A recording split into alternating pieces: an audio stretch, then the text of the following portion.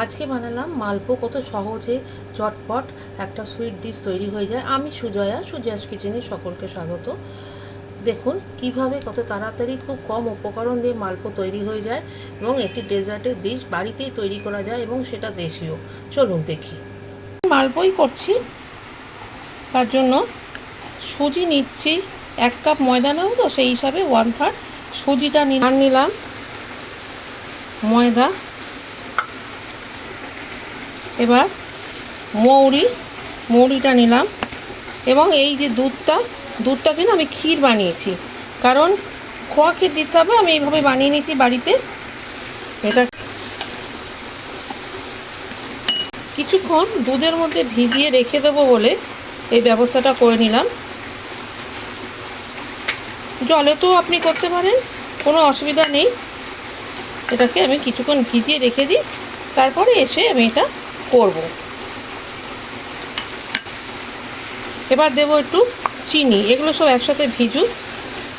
চিনিটা অল্প দিলাম, কারণ চিনির রসে তো দেবো, সেই হিসাবে। এবার এটাকে আমি নেড়ে রাখবো, এটা ভিজুক, তারপরে জল বা দুধ যেটা লাগে আমি দেব। আধ ঘন্টার মতো ভিজিয়ে রেখে ফিরে আসছি। চিনির রসটা তৈরি করব। এই যতটা 1 কাপ চিনি নিয়েছি, তো তার জন্য আমি 1 কাপ জল দেব। দিয়ে এর মধ্যে 2টো এলাচ দেব।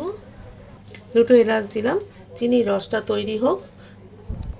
এবার এই যে খোয়াটা তৈরি করেছি, আমি বাড়িতে তৈরি করেছি, দুধটাকে ঘন করে, এইটা আমি এর মধ্যে দেব।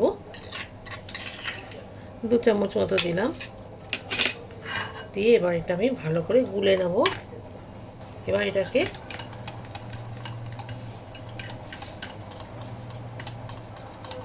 খুব ভালো করে গুলে নেব। দরকার লাগলে এই যে দুধ রেখেছি আমি, এই দুধটা আমি দিতে পারি। দেখে নিতে হবে। এবার একটা একটা করে আমি এটা দেব। আঁচটাকে একদম কম করে দিতে হবে।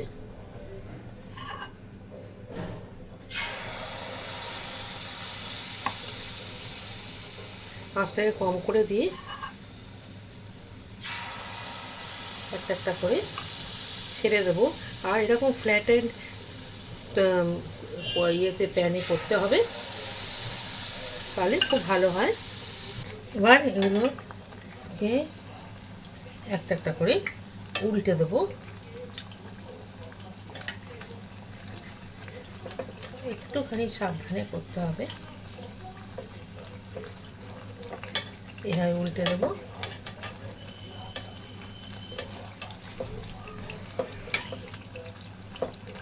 উল্টে দিয়ে এই পিঠটাও হবে এবং তখন একটু গ্যাসটাকে আমি বাড়িয়ে দেবো। এবার এগুলো আমি তুলে নেব।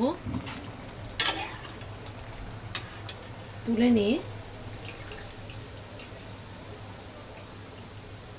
এগুলো আমি এই রসের মধ্যে, গরম অবস্থায়, গরম থাকতে হবে, গরম অবস্থায় আমি রসের মধ্যে দিয়ে দেবো।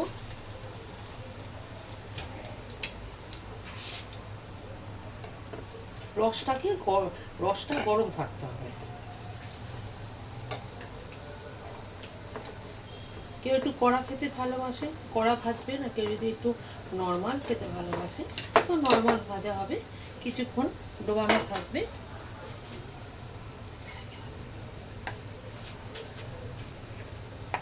এরপরে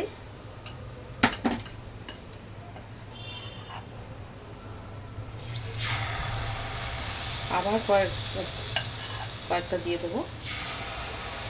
ফ্ল্যাটেন প্যানে করলে কি হবে, সুবিধা হবে। আপনি এভাবে করতে পারবেন, অনেকগুলো দেওয়া যাবে। হালকা আঁচ থাকবে, তাহলে পুড়ে যাবে। এটাকে উল্টে দিচ্ছি। উল্টে দিয়ে অন্য দিকটা হোক। এটাও হয়ে গেল।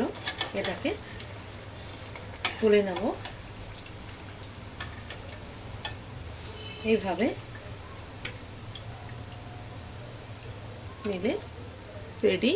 বাটার পেপারের ওপরে এগুলো রেখে দেবো। চিনির রসে দিয়ে দেবো।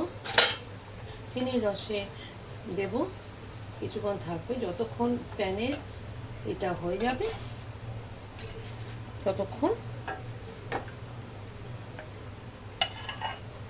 এদিকে আবার দিয়ে দেবো, ততক্ষণ ওটা চিনির রসে ডুবে থাকবে।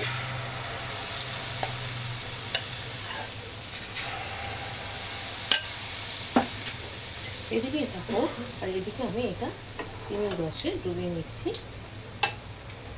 গরম চিনির রসটা, আবার বলছি, চিনির রসটা অবশ্যই গরম থাকবে। এভাবে চিনির রস থেকে তুলে বাটার পেপারে রাখবো। মারপো আমার রেডি। আমি একটুখানি কাজু বাদামের পেস্ট ছড়িয়ে দিলাম, দেখতে ভালো লাগবে এবং খেতেও ভালো লাগবে, বেশ সুন্দর লাগবে ওপর দিয়ে। এভাবে আপনারাও বানিয়ে ফেলুন। ফেসবুক থেকে দেখলে ফলো করে দেবেন এবং ইউটিউব থেকে দেখলে সাবস্ক্রাইব করে নেবেন এবং অবশ্যই বাড়িতে বানাবেন এবং কমেন্ট বক্সে লিখবেন আপনাদের কেমন লাগলো। সুস্থ থাকবেন, নমস্কার।